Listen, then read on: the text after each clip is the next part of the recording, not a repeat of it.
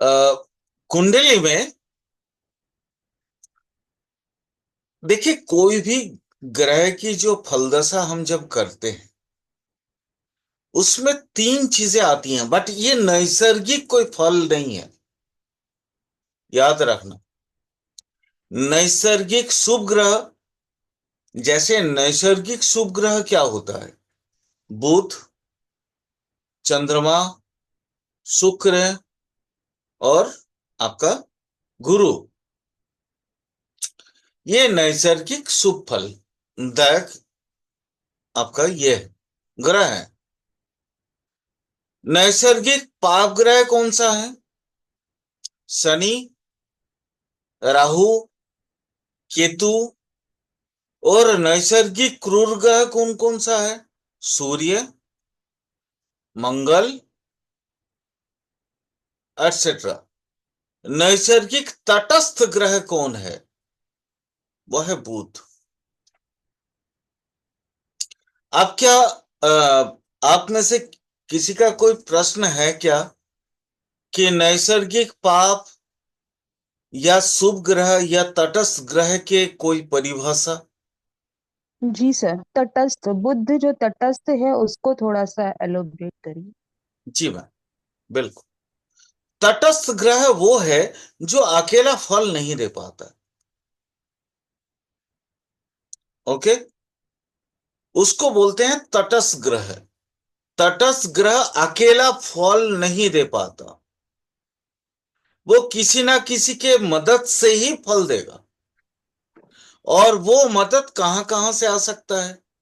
Number one, वो आ सकता है दृष्टि से, ज्योति से। ठीक है।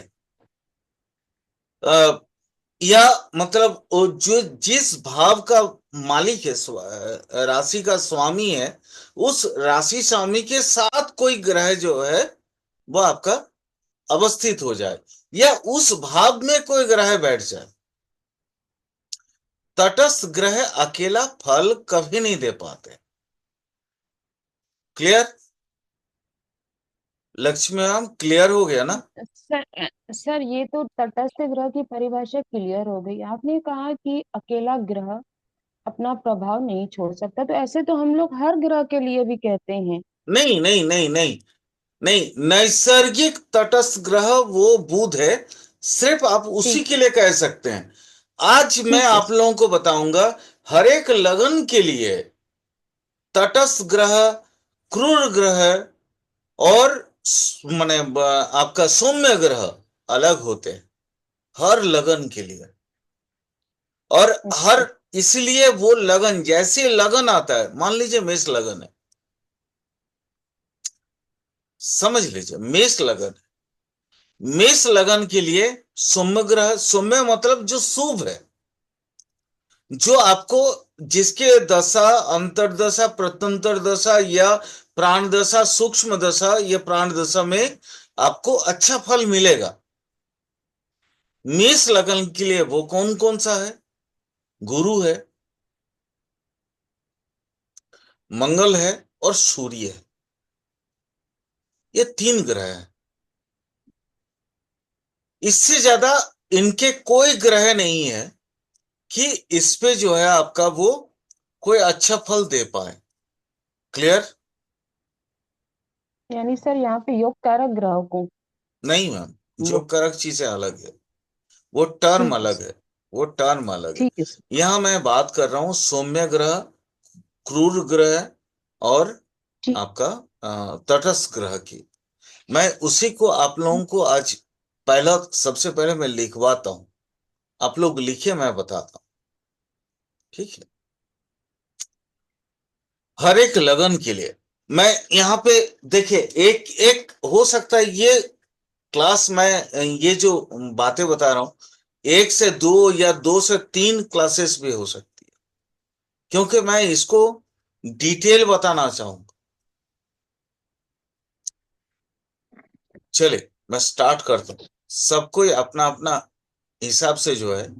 अच्छा, सबसे पहले सौम्य ग्रह होता कौन है, ये तो जानना जरूरी है ना मैम? ये सुनो, बोलिए हूँ हाँ, कुछ भी। जी सर। थोड़ा सा बताते रहिएगा ताकि मेरे को भी लगे कि हाँ आप लोग हैं। किसी भी कुंडली में कोई भी सौम्य ग्रह अगर है, तो वो सौम्य ग्रह कौन है? थोड़ा, ये 3 रूल है, इसको थोड़ा लिख लीजिए। पहला, नंबर 1, लगन भाव का जो लॉर्ड है वो सौम्य होगा। लगन भाव का जो लॉर्ड है, माने लग्नेश, लग्नेश सौम्य होगा। यहां एक एक्सेप्शन है मैम, अपवाद है। चंद्रमा, चंद्रमा कभी भी सौम्य नहीं होता है अगर वो लगन का स्वामी हो तो। अगर लग्नेश चंद्रमा होता है, माने कर्क लगन के लिए, लग्नेश चंद्रमा हो गया कर्क लगन के लिए, कर्क लगन के लिए चंद्रमा वो सौम्य नहीं है।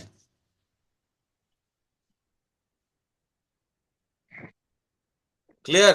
सर चंद्रमा को लग्नेश छोड़ को के, हितकारी, सर लग्नेश को हम हितकारी मानते हैं तो, लेकिन यहाँ पे ये चीज लागू होगी कर्क लगन के लिए?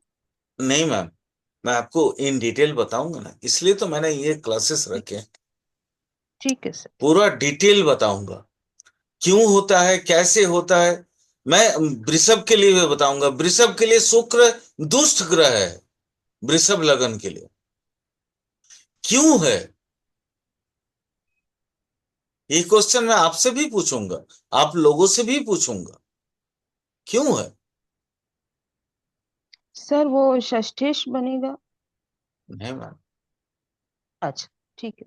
वृषभ लगन का मूल त्रिकोण कौन सा है? सर अच्छा, वो वही एक कुंडली। एक, मैंने वो छोड़िए, वो मैं आपको पहले रूल आप लिख लीजिए, फिर उसको ठीक प्रैक्टिकल दिखाता हूं, प्रैक्टिकली ठीक दिखाता हूं। है सर। ठीक है? ठीक है सर। ठीक। तो आप पहला लिखिए, मतलब कोई भी कुंडली, कोई भी कुंडली में सौम्य ग्रह का स्वामी कौन कौन होगा, या सौम्य ग्रह कौन कौन सा होगा? नंबर 1, लग्नेश सौम्य होता है। यहां एक्सेप्शन बहुत है, मैं वही सब बताऊंगा आपको।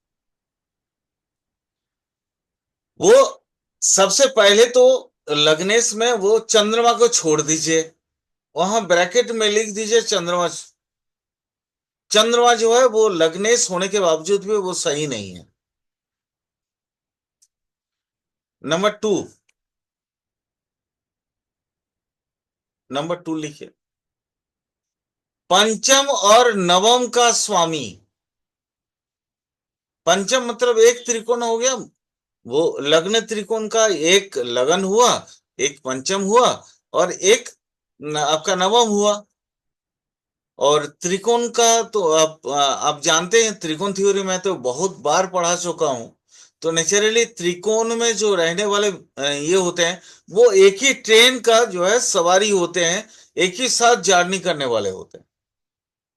तो पंचम और नवम का जो राशि स्वामी है वो सौम्य होते हैं। फिर माने एक बार और बता देता हूं, यहां पे देखिए, बार बार मैं बता रहा हूं कि नैसर्गिक शुभ या नैसर्गिक पाप ग्रह यहां कोई मायने नहीं रखता। नैसर्गिक, मैं ऐसे ऐसे आपको मैं एक अकॉर्डिंग टू लग्न बताऊंगा जहां गुरु भी आपका पाप ग्रह बनेगा। नैसर्गिक में तो पाप ग्रह गुरु आते नहीं है ना मैम, आते हैं क्या? नहीं सर। नैसर्ग नैसर्गिक में गुरु हमेशा शुभ ग्रह है। जी। तो हर एक लगन के लिए जब फल कथन, देखिए फल कथन में अपुष्टि कहाँ होती है, हम कहाँ चूक करते हैं, वो चूक वाला जगह आज हम आप लोगों से माने आज हो, आज कल परसों का जो क्लासेस होंगे उसमें मैं क्लियर करूंगा। ठीक है? तो मैंने दूसरा क्या रूल बताया, पंचम और नवम का राशि स्वामी जो है, लग्न स्वामी, वो आपका क्या होगा, सौम्य होती है। शून्य हो।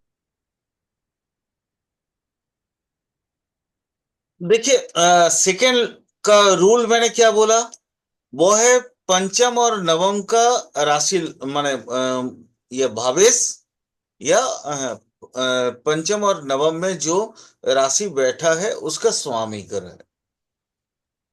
और रूल नंबर 3, चौथा, ध्यान से लिखिएगा, चौथा, सातवां और 10वां के स्वामी अगर वो नैसर्गिक सौम्य नहीं है, ध्यान से सुनिएगा, चौथा, सातवां और 10वां के स्वामी अगर नैसर्गिक रूप से सौम्य नहीं है तो वो कुंडली में सौम्य आएंगे। कोई प्रश्न, कोई प्रश्न मैम? सर बस थोड़ा सा डिटेल में समझना चाहेंगे, वो आप आगे जाके तो समझा ही देंगे। नहीं नहीं, मैंने क्या बोला कि नैसर्गिक रूप में जो सौम्य या शुभ नहीं है वो सौम्य जी। होंगे यानी शुभ होंगे। एग्जाम्पल ले लेते हैं, मान लीजिए मेष लगन, जी। मेष लगन का मैम, हम्म। मैंने बोला 10वां अगर सौम्य नहीं है तो सौम्य होंगे। नैसर्गिक पाप ग्रह आते हैं, कौन सा, आपका शनि। सर। जी सर। मेष सर लगन आपने के, चौथा सातवां दसवां तीन बताए ना, चौथा सातवां अरे दसवां। मैम पहले तो ये 10वां को समझ लीजिए ना। ठीक है सर, ठीक है। तो जी, शनि 10वां आएंगे 10th। शनि आते हैं, तो शनि जी। नैसर्गिक पाप ग्रह है, आप लोगों को सबको मालूम है। जी। अब आप देखिए, नैसर्गिक पाप ग्रह होने होने से ये तो सौम्य होना चाहिए, चाहिए था ना आपका इसके लिए क्या बोलते हैं, मेष लगन के लिए होना चाहिए था या नहीं? सौम्य होना चाहिए था। हाँ सौम्य, इसलिए मैंने क्या रूल में क्या बोला मैंने कि चौथा, सातवां और 10वां भाव जो नैसर्गिक सौम्य नहीं है वो कुंडली में सौम्य होंगे। ठीक। तो ये तो नैसर्गिक सौम्य तो है नहीं, नैसर्गिक पाप ग्रह है ये। जी। सौम्य का मतलब होता है मैम शुभ, सीधा सीधा समझ जी। लीजिए, सौम्य का जी। जी। मतलब जी। होता है शुभ ग्रह। अब शुभ ग्रह, अब मेष राशि के लिए चूंकि अकॉर्डिंग टू रूल चौथा, सातवां और 10वां अगर सौम्य नहीं है, मतलब वो पाप है, तो फिर वो कुंडली में सौम्य बनेगा, तात्कालीन कुंडली में वो सौम्य बनेगा। रूल यही ठीक। है ना? तो मैंने जी। एग्जाम्पल ले लिया शनि, क्योंकि शनि दशम का है तो वो तो सौम्य होना चाहिए। ये सुन नो, बोलिए तो, अरे जितना डाउट है वो क्लियर होगा, चिंता मत करिए। रूल समझ आ रहा है या नहीं, बस वही समझना है मुझे। सर, सर तात्कालीन कुंडली के हिसाब से तो समझ में आ रहा है, क्योंकि वहां पे तो सर देखना पड़ेगा। नहीं नहीं, वहां देखना नहीं है मैम। ओह, चलिए मैं आपको दिखाता हूं। देखिए ये कुंडली है, एक कुंडली, आप लगन मेष है तो समझ लीजिए वो 10th हाउस हो जी। गया। जी। शनि का घर मकर राशि हो गया। जी सर। तो मकर राशि मतलब चौथा, सातवां और 10वां अगर सौम्य ग्रह नहीं है तो फिर वो कुंडली के हिसाब से सौम्य बनेगा। ठीक। मैंने ये रूल बताया। जी सर। यानी शनि तो पाप ग्रह है, जी। तो मेष लगन के लिए वो सौम्य होना चाहिए या नहीं? जी। लेकिन ये मेष लगन के लिए शनि क्रूर ग्रह है। अब आप प्रश्न पूछे क्यों सर? आपका ये प्रश्न आना अब सर स्वाभाविक वो है। त्रिशदाय, सर वो त्रिशदाय का भी यस, लॉर्ड है ना। Yes, yes. क्योंकि 3, 6 और 11 में बैठे ग्रह जो है वो नैसर्गिक तौर पे चाहे कुछ भी हो, बट कुंडली के तौर पे वो क्रूर ग्रह है। 3, 6, 11। एग्जाम्पल ले लेते हैं मेष राशि का ही, मेष लगन का ही। मैम देखिए, नैसर्गिक शुभ ग्रह है बुध, जी। लेकिन मेष लगन के लिए बुध जो है सबसे ज्यादा खतरनाक क्रूर ग्रह है, सबसे बड़ा क्रूर ग्रह है। जी सर, 3 6। ठीक है। क्योंकि वो 3 और 6 का है। अब यहां पे भी आपको अब समझने की चीजें हैं। 3 देखिए उसका स्व क्षेत्र है, हम्म। लेकिन मूल त्रिकोण कौन सा है? कन्या है 6 ना, षडरिपु। कन्या है ना। जी सर। जी। देखिए, अब आपको मैं आपको एक चीज समझाने की कोशिश कर रहा हूं, आप लोगों को उसको समझिएगा। मैम आप एक जगह पे रहते हो जहां दिन का 24 घंटा आप बिताते हो। आपका एक घर है मान लीजिए 10 किलोमीटर दूर, ठीक है। वो आपने ताला मार के ग- आप अपने यहां आ गए। मैम आप जहां रहते हो वहां का देखभाल करोगी या 10 किलोमीटर दूर का घर का देखभाल करोगी? जहाँ रहते हैं वहां। वहां का, वो आपका मूल त्रिकोण है, मूल घर है। जी। और वो अपना एरिया है, वो आपका जमीन है मैम। स्वक्षेत्र का क्या मतलब है? वो आपका जमीन है, वो आपके नाम पे है। आप जब चाहे उसको बेच सकते हैं। इज ठीक इट सर, वो क्लियर? गांव का घर है। गांव का घर ठीक सर। ठीक सर। है ना? तो अब गांव का घर, मान लीजिए आपके पास थोड़ा पैसा आया, तो सबसे पहले मैम, अगर आपके दोनों घर का काम की आवश्यकता है, तो सबसे पहले आप कौन घर घर का काम करवाएंगे? आप जहां रहते हैं या गांव वाला घर का?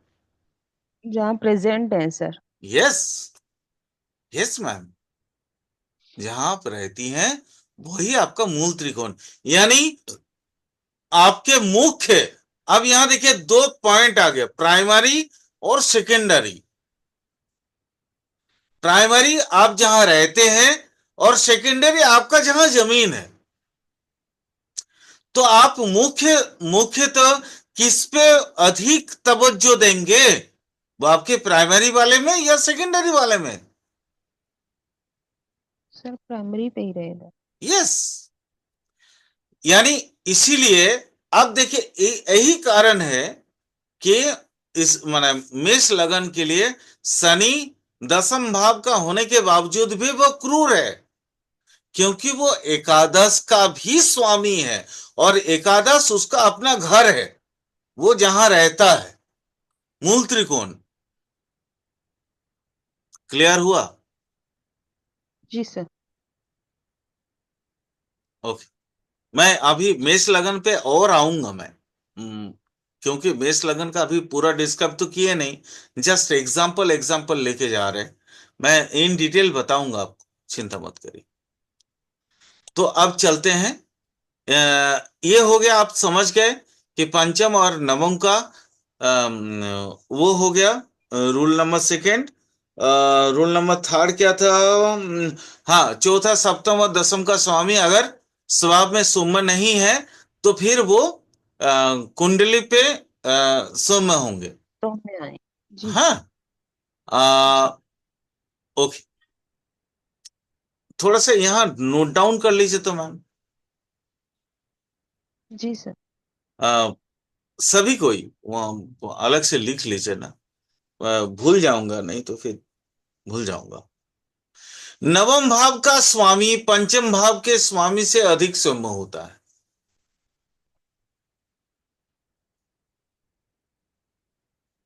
मैं ये त्रिकोण थ्योरी में आप लोगों को बहुत बार बोला हूं, बट इस तरह टेक्निकल वर्ड में नहीं बोला था कभी भी।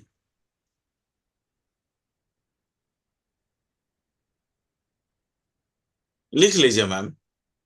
नवम जी सर, भाव का लिख ली। जो लॉर्ड है वो पंचम भाव के लॉर्ड से ज्यादा शुभ होता है। जी सर। और इसी तरह का मतलब दसम भाव का जो लॉर्ड है वो सप्तम के लॉर्ड से ज्यादा शुभ होता है।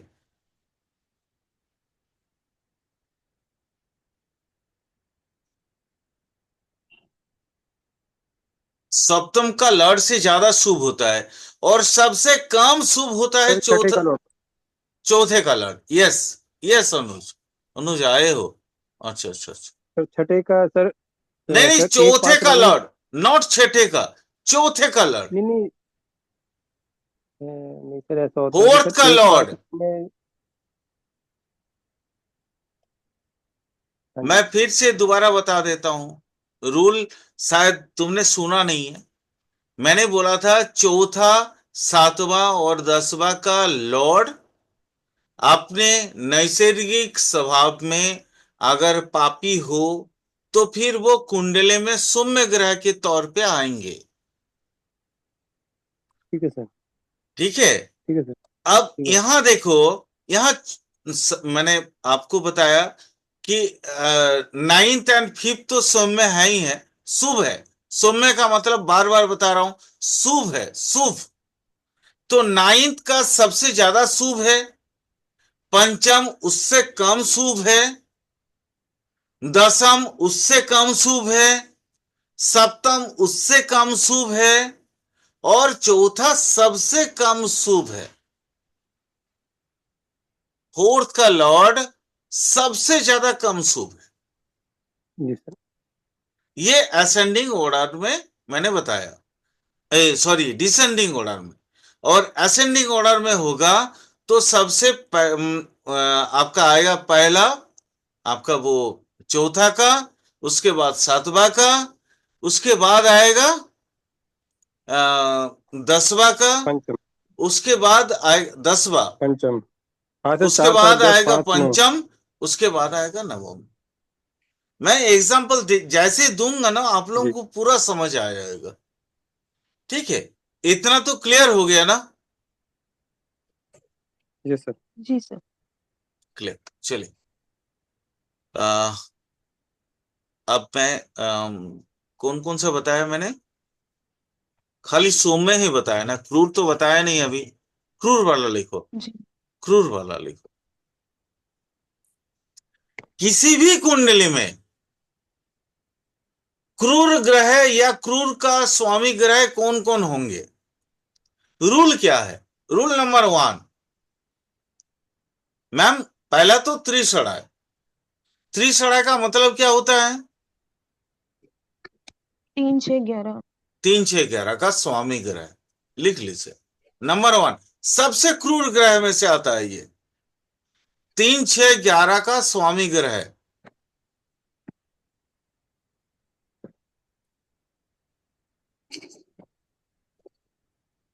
नंबर टू, यहां पे ट्विस्ट है। मैं आप लोगों को थोड़ा सा ऐसा ऐसा चीजें आज बोला ना मैंने, आज मेरा दिमाग ऐसे ही खराब है। मैं आज ऐसा ऐसा चीज बताऊंगा कि आप लोगों का भी दिमाग खराब करूंगा मैं।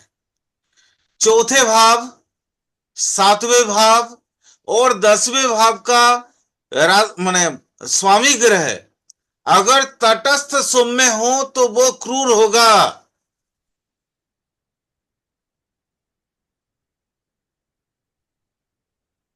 समझ आया?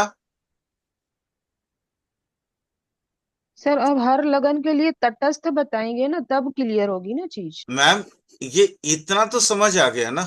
वो तो हाँ हर जी लगन सर, के जी लिए सर। मैं हाँ बताऊंगा। हाँ। जी जी सर। रूल नंबर 2 समझ आया मैम? जी सर। चौथा, देखिए अभी मैंने बोला था सौम्य होता है चौथा, सप्तम और दसम के लिए। अभी थोड़ी देर पहले ही बोला था ना, जो नैसर्गिक पापी है वो सौम्य होता है कुंडली के लिए। लेकिन अभी जी मैंने क्या बोला, चौथा, सप्तम और दसम का स्वामी अगर तटस्थ सौम्य होगा, तटस्थ सौम्य मतलब अकेला रखा हुआ कोई शुभ ग्रह है, अकेला शुभ ग्रह है, वो तटस्थ सौम्य होता है।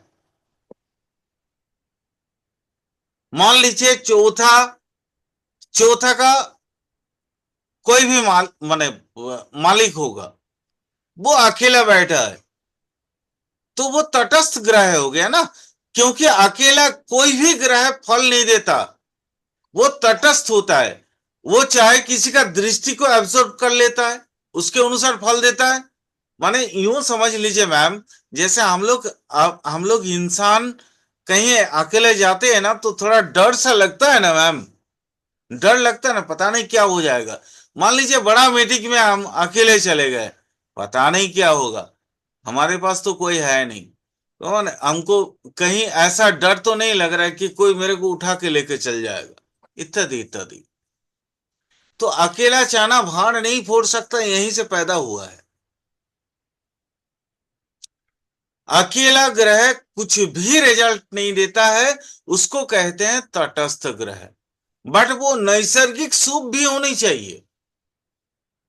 नैसर्गिक शुभ ग्रह तभी ना सौम्य होगा।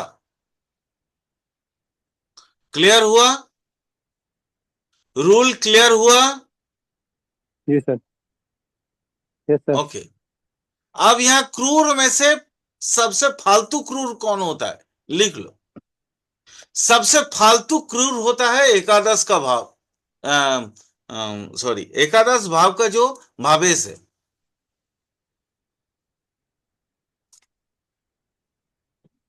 सबसे खराब होता है, सबसे बड़ा क्रूर होता है वो। एकादश भाव का जो भावेश है, राशि माने एकादश भाव का जो स्वामी ग्रह है, वो सबसे बड़ा क्रूर होता है। उसके बाद होता है छठा भाव का स्वामी, और तीसरा भाव का स्वामी जो है सबसे कम क्रूर होता है।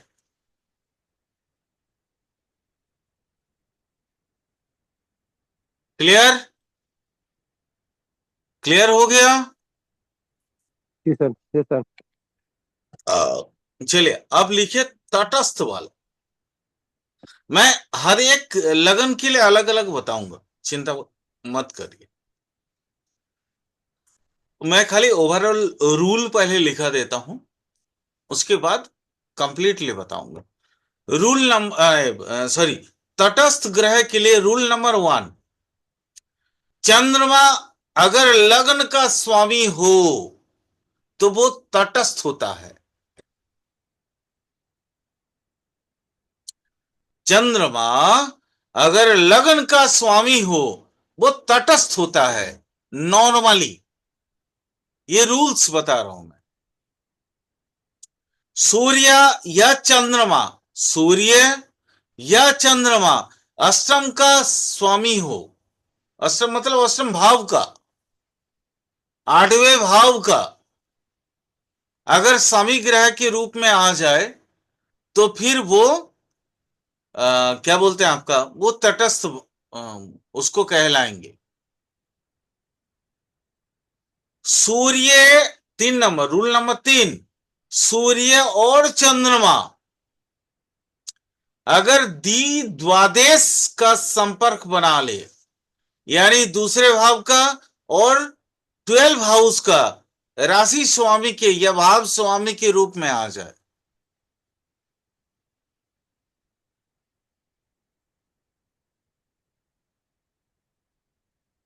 क्लियर हुआ? क्लियर सर दो हुआ बारह का ये संबंध बना जगह? सर। सर दो बारह का संबंध बना ले सर, वो कहना चाह रहे हैं ना। 2 बार, हाँ, वो अगर एक क्योंकि जो है वो सेकंड हाउस में, एक 12 हाउस में चला जाए, दो बारह का संपर्क बना ले, है ना। हाँ सर, मतलब कि जैसे मान लिया कि एक दो बार तो वही हो गया सर। अपना क्या कहते हैं, सेकंड और थर्ड में हो जाए, सेकंड में सूर्य और थर्ड में शनि और चंद्र, ऐसे दो बार वही होता है सर। हाँ बिल्कुल हो सकते हैं, ठीक। बहुत वही सारी कहना चाह रहा है कुंडली मेरा में कि ऐसे आप, हो सकते हैं। तो सर उसे दो बारह कहेंगे ना सर? हाँ, ठीक है सर। सूर्य सूर्य और चंद्रमा का द्वितीय और द्वादश भाव के स्वामी के रूप में आना चाहिए। मतलब जैसे मान लो सेकेंड आ गया आपका, क्या बोलते हैं उसको, अरे सोच लो सर ना। दो बारह, सर अरे दो बारह में एक बैठेंगे। सेकेंड, एक सेकेंड बाबा, बता रहा हूं ना। मान लो चंद्र सिंह आ गया सेकेंड हाउस में, जी सर। तो 12 हाउस में कौन आएगा? सर कर्क आएगा। मिथुन आएगी। सर कर्क कहाँ से आएगा सर? सर दो बारह में बैठे होंगे तो होगा सर वो। नहीं सर, नहीं, चार पांच नंबर राशि होगी सर, ये तो हमेशा चार और पांच आगे पीछे रहते हैं सर। हाँ हाँ ये हाँ होगा सर हाँ कि हाँ हाँ, बिल्कुल बिल्कुल। दो बारह पे बैठे हाँ होंगे सर। बिल्कुल बिल्कुल, हाँ बिल्कुल, you are right, sorry, I was wrong, sorry sorry sorry, I was wrong, yes. Sir आप स्वामी स्वामी बोल रहे हैं कि ग्रह बैठे बोल रहे हैं? स्वामी स्वामी स्वामी। तो सर वो तो सर कर्क और सिंह में ही आएगा ना सर वो स्वामी तो तो। हमेशा आगे पीछे होते हैं सर, वो तो। नहीं नहीं, वो कोई वो तो दिक्कत नहीं, कहीं पे भी हो। सूर्य और चंद्रमा सेकेंड हाउस का, मान लीजिए सूर्य सेकेंड हाउस का लॉर्ड हो गया, और ठीक चंद्रमा हो ठीक गया ठीक सर। आपका द्वादश ठीक। भाव का, लगन या सर, लगन का चंद्रमा होगा सर सेकेंड वो। हाउस का हो गया, सूर्य द्वादश भाव का हो गया। सर वो ठीक है। द्वादश का कहाँ से बनेगा सर? सर अगर मान लीजिए आप जैसे कह रहे हैं सर, सिंह राशि सेकंड हाउस में कह रहे हैं, तो वो लगन बनाना सर कर्क का, तो तभी तो सेकंड हाउस में आएगी सर वो चीज। हाँ, कर्क लगन हो जाएगा ना। तो वो हाँ, तो सर वो दो बार। मतलब 112, 112 भी हो सकता है, 212 भी हो सकता है। ठीक है। सर अच्छा सर। ऐसे तो किसी भी लगन में आएगा ना, 4 5 तो किसी भी इकट्ठे किसी कहीं पे भी आएंगे। किसी भी लगन में आ सकता, कहीं पे भी आ सकता, ठीक है सर। बस उसके कनेक्शंस होनी चाहिए। Connections through aspect, connections through कुछ भी हो सकता है बाबा। ठीक है। आप एक एक लगन करके बताऊंगा तो आप लोगों के लिए चीजें आप समझना बहुत आसान हो जाए। ठीक है। एक एक लगन करके बता रहे हैं, तो समझ लीजिएगा कि आपको बहुत आसानी से आप समझ